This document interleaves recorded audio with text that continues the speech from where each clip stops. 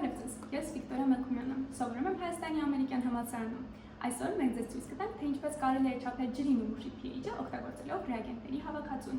Այս տեսանյութի համար մենք կօգտագործենք API-ի քաղցրահամ ջրի հիմնական թեստավորման հավաքածուն։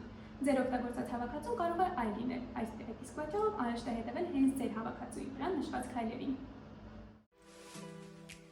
Սկզբում մաքուր փորձանոթի մեջ, որը տրամադրված է հավաքածուի հետ, լցրեք 5 մլ ջրի նմուշ։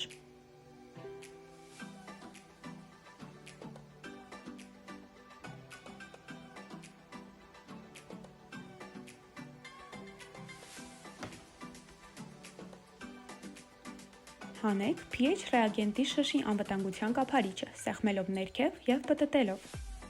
Պահեք շիշը գլխի վայր, ջրի նմուշի նկատմամբ ուղղահայաց։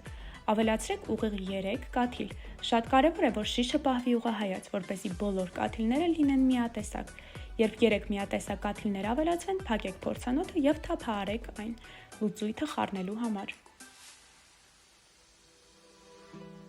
Համեմատեք ստացված գույնը հավաքածուի մեջ առկա pH-ի գունային աղյուսակի հետ։ Համեմատությունն արեք լավ լուսավորված վայրում աղյուսակի սպիտակ տարածքի վրա։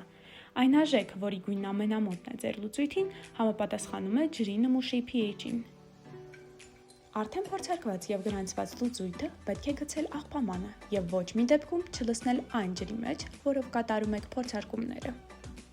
Այն փորձանոթը, որի մեջ կատարվել են փորձարկումները, պետք է 3 անգամ լվանալ մաքուր ջրով։